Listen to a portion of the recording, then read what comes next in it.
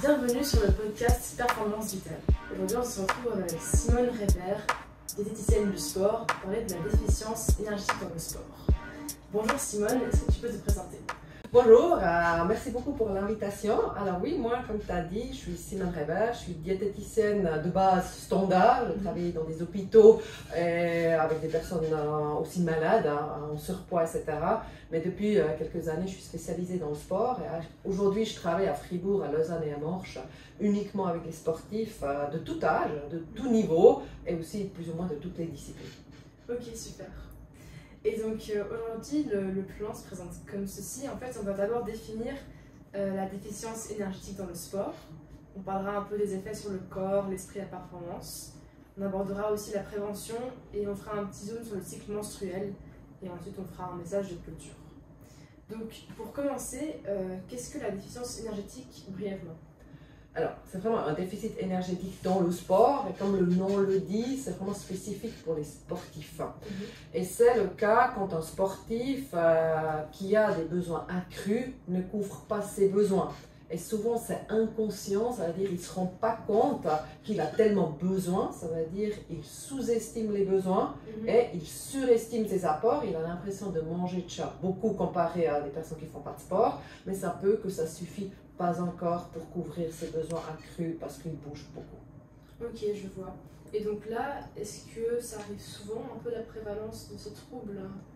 Malheureusement, vraiment beaucoup. On est souvent surpris que chez les femmes, c'est environ 23 à 79% des athlètes féminines qui sont touchées.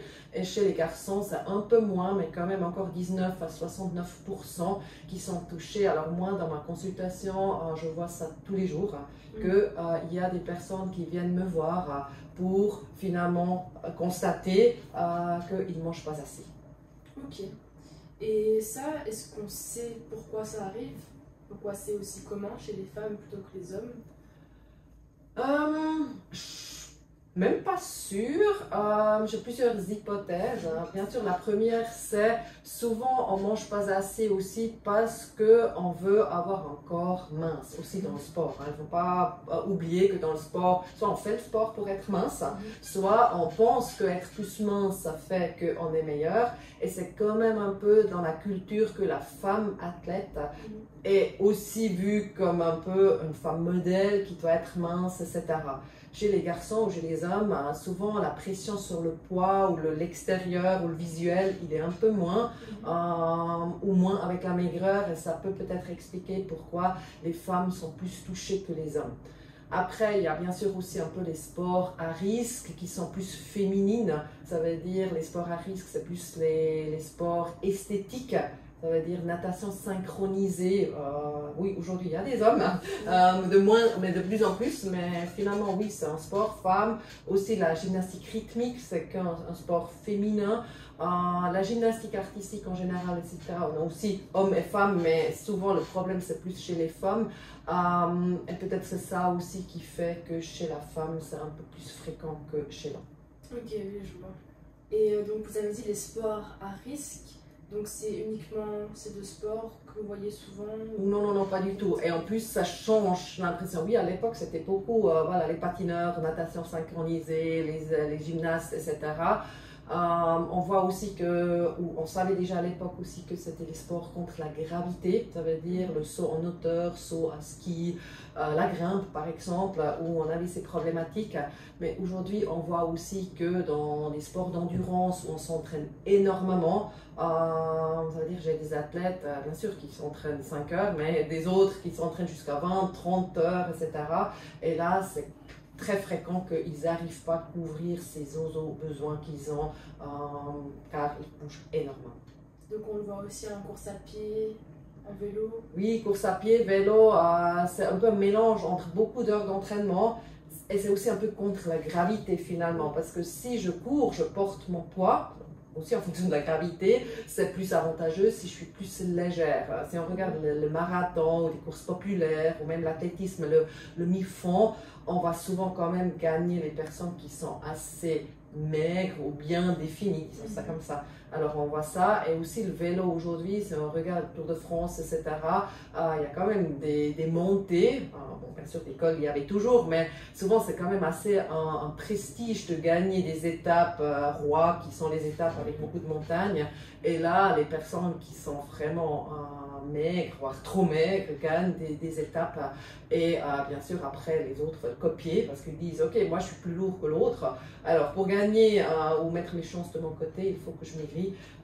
Et c'est pour ça, ça fait que ça peut influencer comment je passe ici. Ok. Mais donc là, vous avez parlé des marathons. Donc, est-ce qu'on a aussi des sportifs amateurs qui souffrent de ce trouble, ou c'est surtout les sportifs d'élite que vous voyez? Non, bon, de toute façon, moi, je vois monsieur, madame, tout le monde, et je vois quand même ça aussi chez l'amateur, parce que souvent là, déjà, les connaissances sont un peu moindres, sont moins accompagnées, et aussi l'amateur, souvent, à côté de son job, non, son sport, justement, il y a encore son job, il a moins de récupération, et ça fait qu'après, aussi moins de temps pour manger, et ça peut faire qu'après, ils sont là-dedans aussi. Ouais. Ok, oui. Et est-ce qu'il y a aussi un rôle des réseaux sociaux avec ça? Oui, toujours. Aujourd'hui, je pense à toutes les athlètes, presque les athlètes en premier, c'est beaucoup influencé. Et à nouveau, c'est clair, cette maigreur, même dans le sport, a pris de l'avance aussi sur les réseaux sociaux. Et c'est clair aussi, les athlètes postent des photos, etc. Bien sûr, on voit qu'ils sont bien musclés, bien définis, etc. Et ça fait envie à peut-être des personnes amateurs qui n'ont pas encore d'athlètes de pro, finalement, parce qu'il ne faut pas oublier, les athlètes pro, ils s'entraînent déjà des années, beaucoup. Alors, logique, ils ont un autre corps qu'un amateur qui s'entraîne peut-être depuis 3-4 ans, style 2-3 fois par semaine. Alors, on voit les différences de corps. Et après, si l'amateur veut copier l'élite, ouais, ça donne des fausses idées. Oui, c'est sûr. Ok, ouais. Et donc, en fait, qu'est-ce qui se passe? En fait, est-ce qu'on peut avoir un déficit d'énergie, même si on a un poids normal et qu'on mange sainement, ou est-ce qu'on aura forcément directement les symptômes? Alors merci pour cette question parce qu'elle est super importante, elle s'en tient vraiment au cœur d'expliquer ça. J'explique ça toujours aussi aux athlètes qui viennent me voir.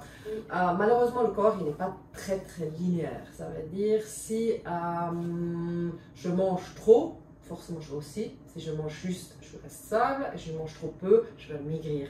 Le corps, il peut s'adapter parce qu'à l'époque, quand il y a encore les mammouths et les tigres, etc. en Suisse, le corps a dû s'adapter à des famines ou des fois justement manger beaucoup parce que si on a chassé un mammouth, il y avait beaucoup à manger et il n'y avait pas de frigo pour conserver ça, alors ils ont mangé beaucoup. Et là, le corps s'est gaspillé et économisé. Et aujourd'hui aussi, si un corps ne reçoit pas assez de calories, au lieu de maigrir, finalement mourir, il peut commencer à économiser. Et ça, on voit dans le sport assez rapidement. Ça veut dire une personne qui ne mange pas assez, au début peut-être elle perd 1, 2, 3 kilos, d'un coup on stagne. Et même si on commence à manger encore moins, on continue à stagner parce que le corps va la économiser. Et il peut économiser par exemple sur la température du corps. Au lieu d'avoir 36,4, il est peut-être à 36,1. Moi, je ne me rends même pas compte, je sens rien. Mais le corps, ça lui fait économiser des sous, comme nous, ou justement pour lui, c'est des calories. Il peut aussi moins densifier les os, il peut justement arrêter les règles, etc. Et là, finalement, on est dans ces symptômes de ce GREX, ou justement de ce déficit calorique dans le sport. Ok. Parce que vous, c'est quoi les symptômes que vous cherchez quand vous voyez quelqu'un et vous soupçonnez ça en fait? Quels sont un peu les red flags? Alors souvent, justement, c'est pas moi qui cherche. Souvent, c'est l'athlète qui s'est rendu compte qu'il y a soit des problèmes de santé, soit les performances qui vont plus, et après il voit, dans l'idéal, un médecin. Certaines viennent directement me voir, mais souvent la porte d'entrée c'est quand même via un médecin. Et souvent les athlètes vont voir un médecin s'ils ont des fractures de fatigue ou des styles similaires. Et là, on voit que justement, parce que le médecin demande aussi comment il mange, les médecins connaissent de mieux en mieux cette problématique du RET, et il constate ça et il met les envoie. Un deuxième très connu, surtout chez les femmes, c'est si les règles sont plus espacées ou plus du tout là. Et ça, malheureusement, on voit assez souvent et c'est pas du tout normal. C'est très très important. Des athlètes féminines qui font du sport, c'est pas normal de ne pas avoir les règles. Et c'est pour ça, là, si on n'a pas les règles, c'est un red flag qu'il faudrait directement réagir, voire d'abord peut-être une gynécologue ou peut-être une gynécologue du sport, encore mieux, parce qu'on peut aussi être enceinte. Hein. Il y a aussi d'autres causes qui expliquent certaines de ces symptomatiques, mais si on constate que tout va bien, de dire ok, probablement je suis aussi tombée dedans sans vouloir faire, hein. C'est des façons qu'on fait exprès, qu'on a surestimé, sous-estimé les besoins et les apports, et finalement qu'on peut réagir. Côté santé, il y a encore si j'ai souvent des vertiges, si la digestion va moins bien, si mentalement par exemple je vais moins bien.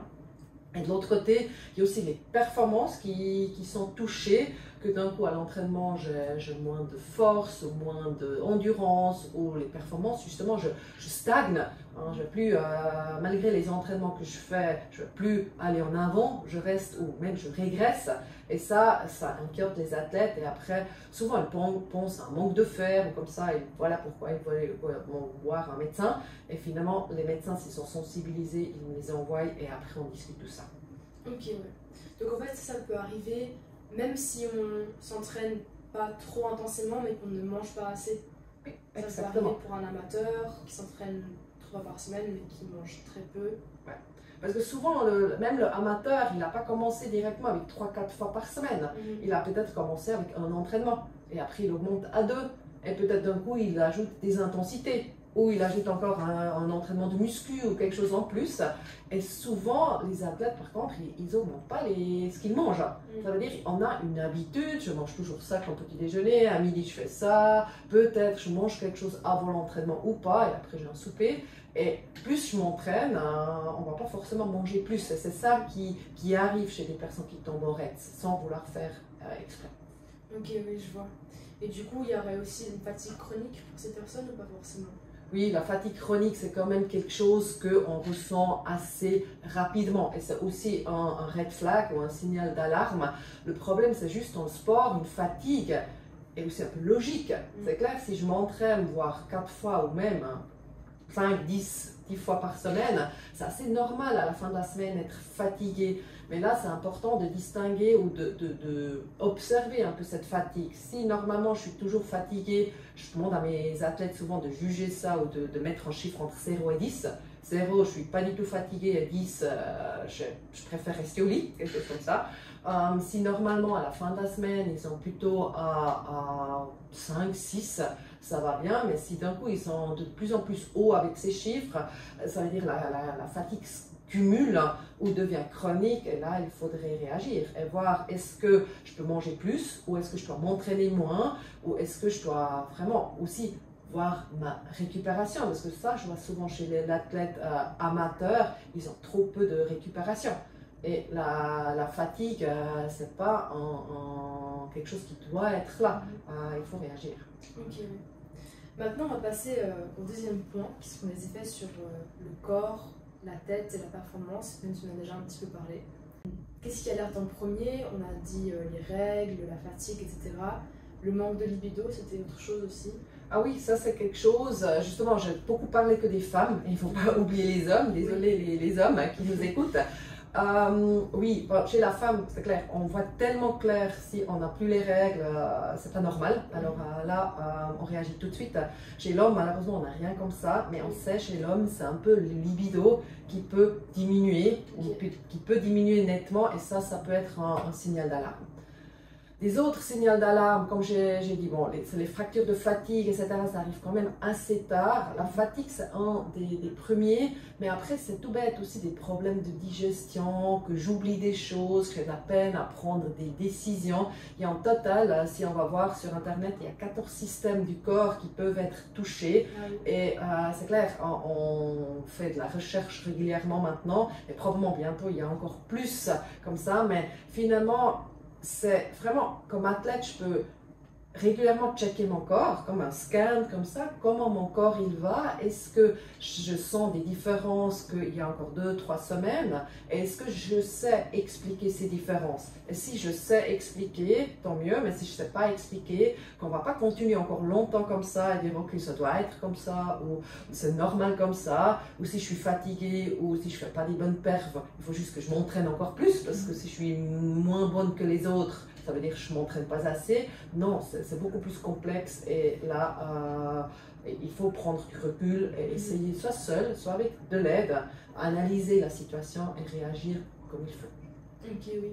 Donc en fait, le risque, c'était aussi de penser que, vu qu'on s'entraîne, enfin on pense qu'on a une performance qui diminue, et on pense qu'on va s'entraîner plus, mais en fait c'est le contraire, c'est qu'en fait on est trop fatigué et que ça va plus. Oui, parce que c'est ça souvent la problématique dans les têtes des athlètes, je dirais.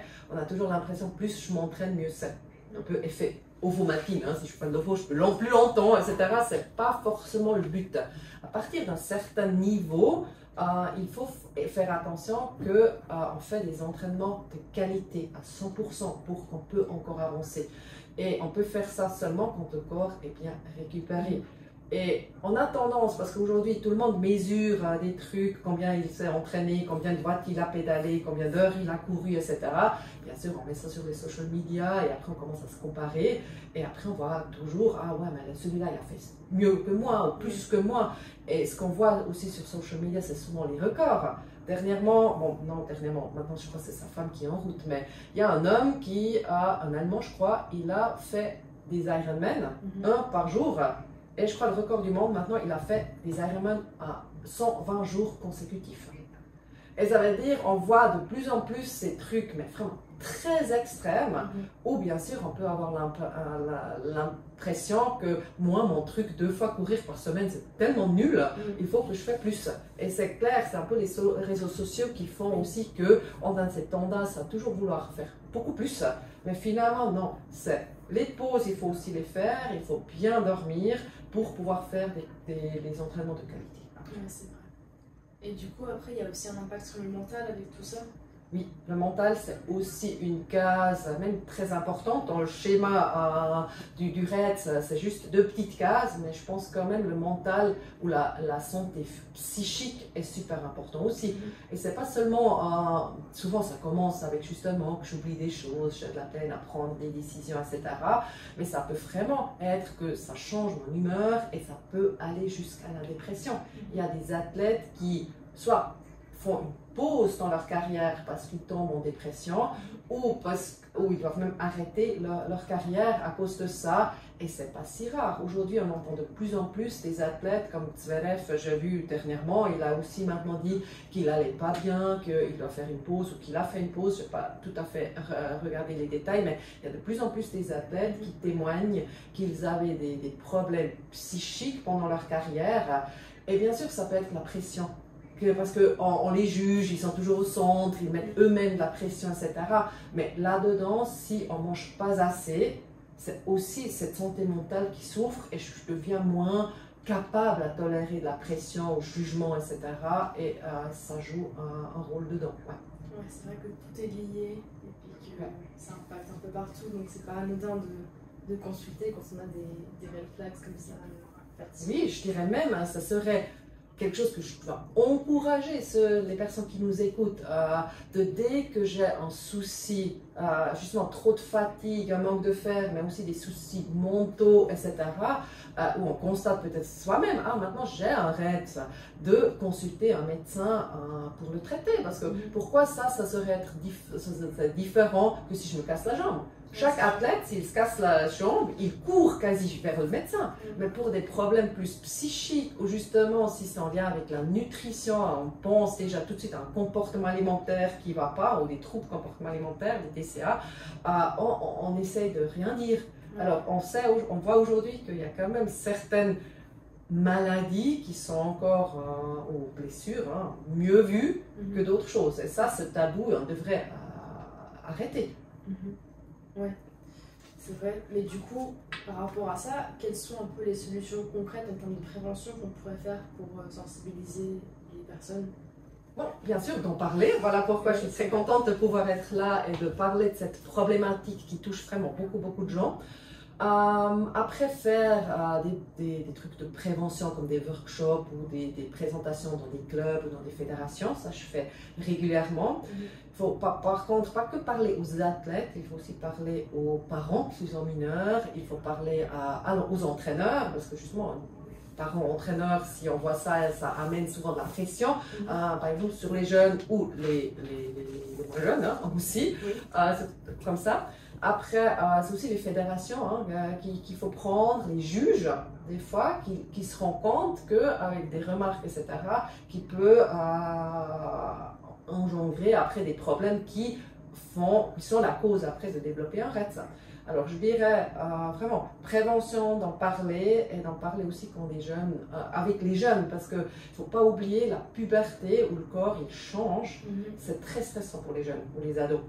Et là, parce que le RED et les TCA, peut-être on peut en parler tout à l'heure, encore un truc, sont assez proches. Et là, dans cette phase de la puberté, le RED et le TCA sont beaucoup plus fréquents. Et c'est pour ça qu'il faut peut-être en parler à des ados, athlètes ou juste sportifs amateurs avant la puberté, qu'ils ont déjà ces notions et que peut-être ils peuvent faire ou réagir différemment pendant la puberté où le corps il change. Ok, ouais, donc c'est important de sensibiliser un maximum en fait. Oui. Ok. Et puis si on retourne un peu vers l'alimentation, est-ce qu'il y a des indicateurs simples pour vérifier si on mange assez? On écoute sa faim plutôt, ou est-ce qu'on devrait calculer les calories? Qu'est-ce que vous conseillez? Alors, c'est très compliqué. Normalement, hors domaine sport, la faim, ça nous dit quand il faut manger, quand il ne faut pas manger. Alors, on peut souvent écouter ça et ça fonctionne assez bien. Maintenant, le problème, le sport, c'est un peu un coup de faim. Après un entraînement intense, je veux tout faire sauf manger parce que j'ai presque un peu la nausée, je ne me sens pas bien. Et on sait aussi les athlètes qui s'entraînent régulièrement, beaucoup ou intensivement, ils ont en général moins faim. Et ça, c'est pas logique. Normalement, si on s'entraîne plus, on devrait manger plus. Alors là, la faim dans le sport, c'est pas forcément un bon indicateur. Est-ce qu'il faut maintenant calculer ou comme ça? Peut-être comme j'ai dit au début ou voilà, comme avant, idéalement, on regarde un peu son état énergétique avec ce 0 à 10. Moi, je trouve ça c'est un bon outil. Il y a des athlètes qui doivent mettre dans une application le soir comment ils se sentent, etc. pour qu'on check ça un tout petit peu. Par contre, ce que je recommande, mais pas du tout, c'est commencer à vouloir rentrer les calories qu'on brûle dans une application, à noter tout ce qu'on mange et calculer aussi ces calories, parce que souvent, dedans, il y a tellement d'erreurs qui peuvent se faire des deux côtés. Ça veut dire si on met ce qu'on mange et de l'autre côté ce qu'on brûle. Et comme je dis, le corps, il n'est pas linéaire, alors ça perturbe énormément le tout. Et je recommande, mais vraiment pas du tout. Et je vois vraiment beaucoup plus de désavantages de noter ça. Ça crée une certaine dépendance, ça peut justement provoquer des DCA. On devient trop rigide, etc. dedans, que des avantages que ça pourrait prendre. Si je sais, je brûle tant, je dois manger tant. Ouais, c'est vrai. L'idéal, peut-être, serait de peser les protéines, les glucides pour voir. Non, même pas. Peser aussi, non. Parce que je vois des fois des athlètes qui pèsent, qui ont l'habitude. Ils devraient manger d'après leurs idées ou leur planning qu'ils ont, qui ne vient pas de moi, parce que je ne fais pas de planning, je n'ai pas trop. Ils pesent peut-être 150 grammes, ils devraient. Si après 153 grammes, ils commencent à enlever 3 grammes. Ça veut dire ça, cette pseudo-rigidité ou après d'avoir peur, si je mets 3 grammes de glucides ou 3 grammes de protéines pas assez là, que c'est déjà l'échec. Alors c'est pour ça, j'ai vu tellement des presque catastrophes en pesant des trucs, en voulant bien faire et finalement on cache tout, que je ne recommande vraiment pas de peser. Il y a d'autres outils où on parle comment on doit composer les assiettes, etc. pour avoir toutes les macro et micronutriments qui sont beaucoup plus faciles et qui ont beaucoup moins de risques. Oui, c'est vrai. Sinon on devient un peu obsessionnel. Oui, et après on est tout de suite dans les desserts. Donc, quels sont vos conseils? En fait, on en a déjà parlé, mais vous dites comment structurer l'assiette et le repas, vous dites, ou bien c'était...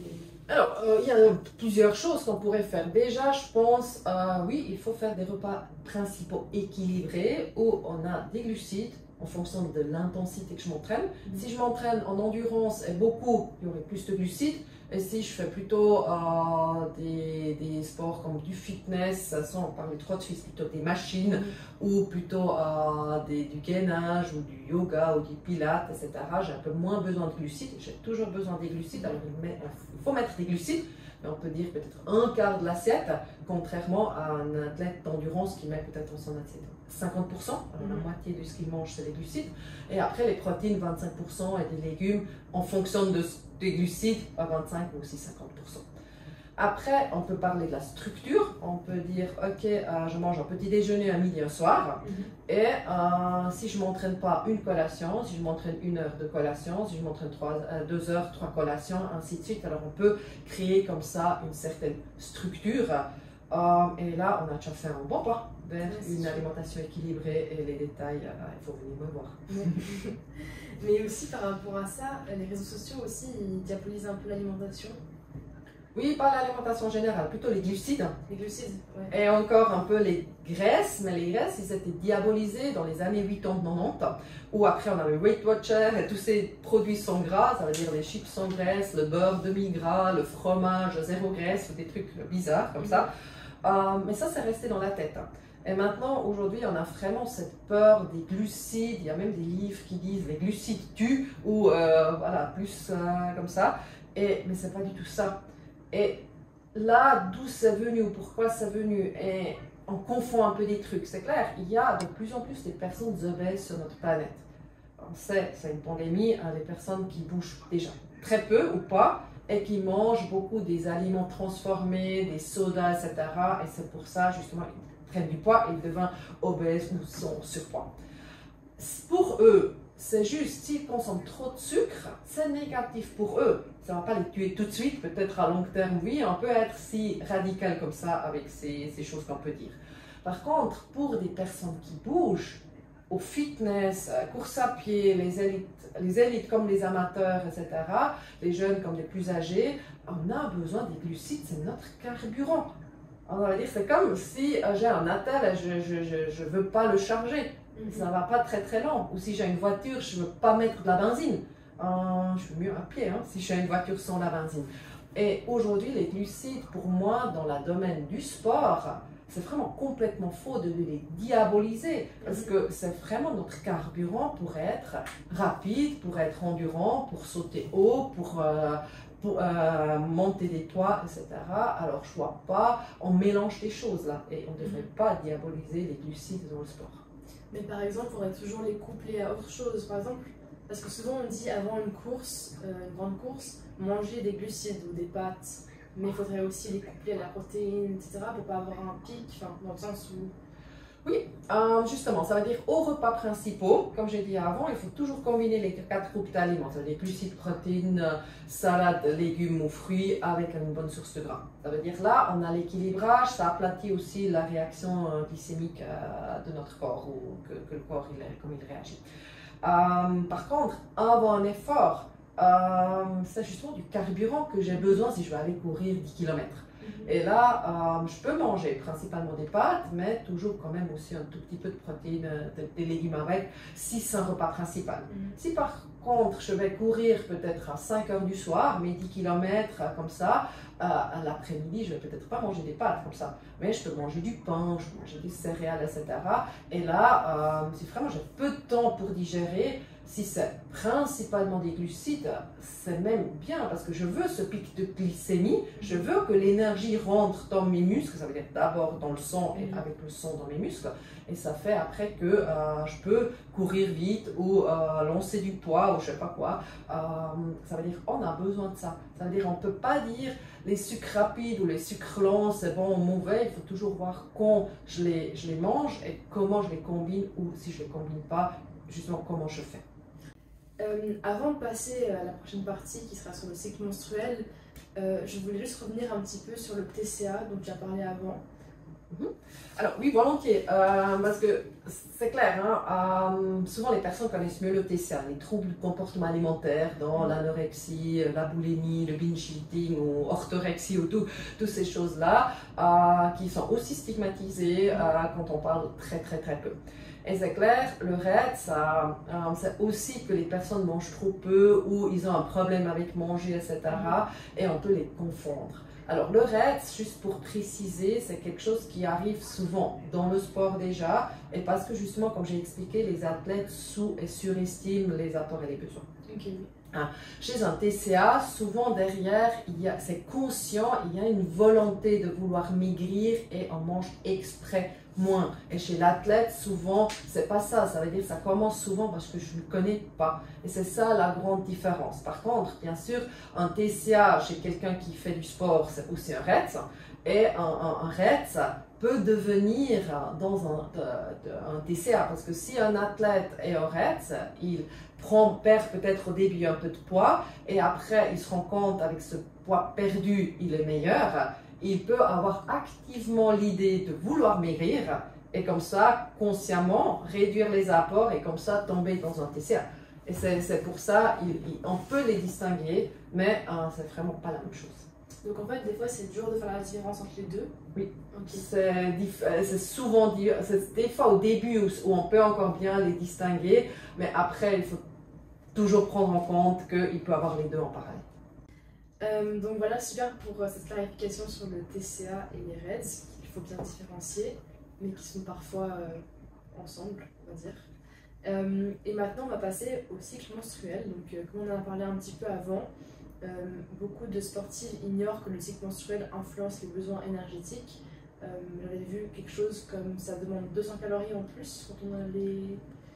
Oui, alors c'est clair, il faut déjà, je commence à dire, malheureusement, pour tout ce qui est cycle et nutrition, on a très peu de données fiables actuellement. Alors, je me base sur des trucs qui sont vraiment très peu stables et il y a déjà des trucs qui sont dit, non, ce qu'on pensait il y a encore 3, 4, 5 mois, c'est pas comme ça. Alors, on sait, oui, avec le cycle, si on n'a pas des contraceptifs, bien sûr, on a par exemple une variation de la température. Il y a les femmes qui mesurent leur cycle avec la température du corps, eux, ils savent très bien qu'il y a cette augmentation de la température basale de notre corps. Et c'est clair, si le corps doit se chauffer plus, ça coûte plus de calories.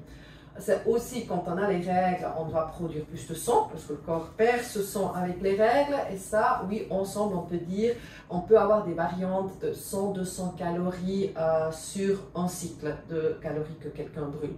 Mais 100-200 calories comparé à un entraînement qu'on est facilement à 4-5-600 calories, c'est très peu. Ça se peut qu'on mange un peu plus, ou on devrait manger un peu plus, mais c'est vraiment une pomme et peut-être quelques noix en plus, et pas un millefeuille en plus, par exemple.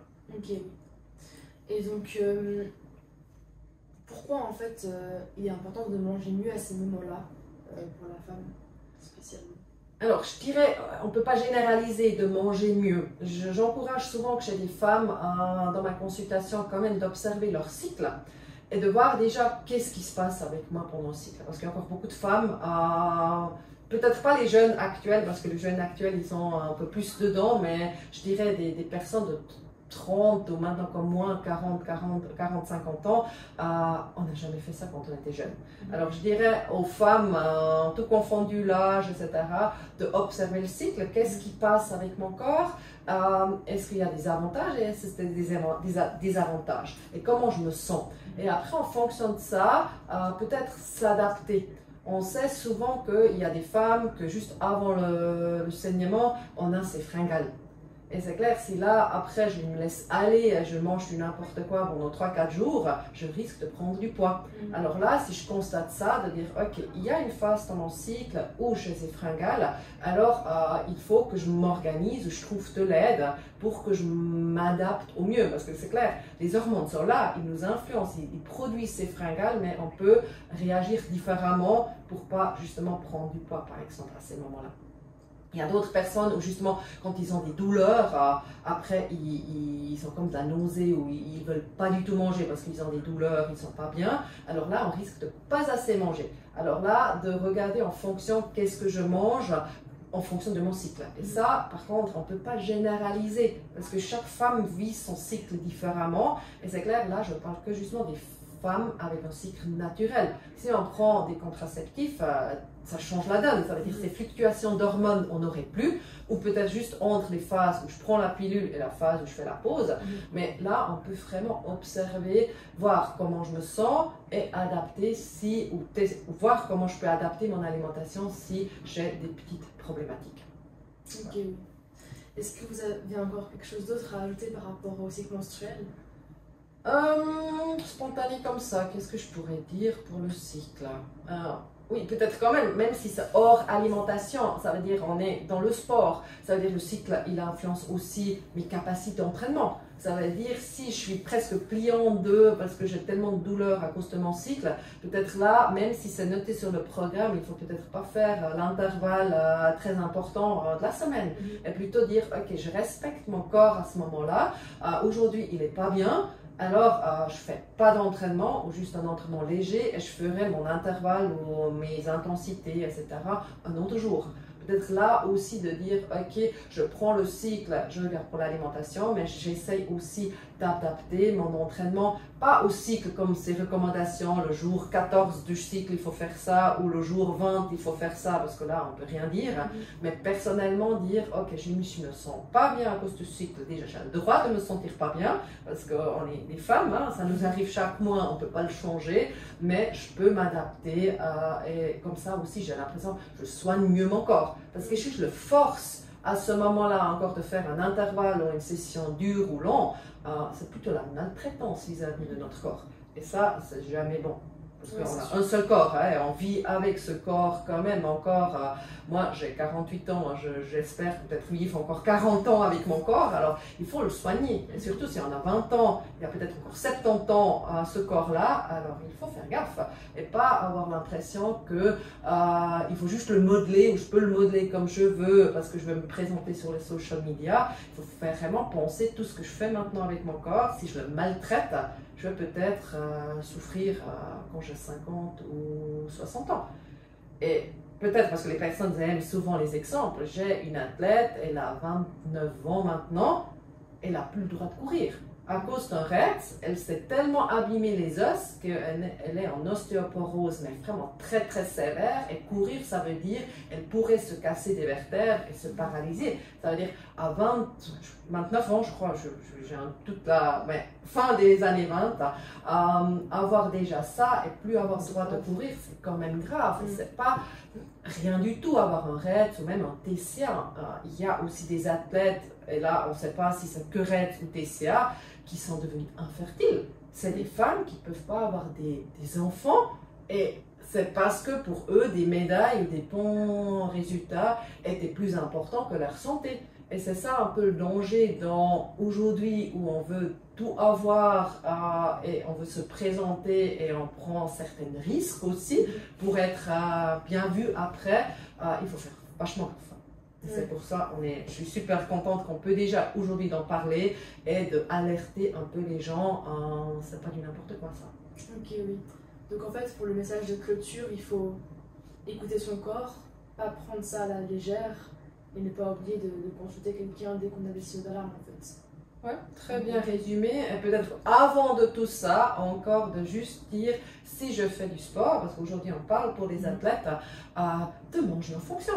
C'est comme, il y a aussi, si maintenant je veux m'acheter une nouvelle voiture, il faut d'abord que j'économise des sous. Et avec ces sous, après je peux m'acheter une voiture. Maintenant pour le sport, je fais d'abord des dettes, mais je dois les rendre. Je dois manger en fonction. Et finalement, de dire dès le début, si je veux m'entraîner 3, 4 heures, ou même 10 heures ou 15 heures, il faut faire en fonction que cette énergie, elle rentre. Et plutôt, alors, mon mot de clôture, les athlètes dehors, mangez et mangez aussi des glucides. Vous en avez besoin. Merci beaucoup alors pour ton temps et ton expertise. Et merci pour l'écoute et on se retrouve le mois prochain pour un nouvel épisode.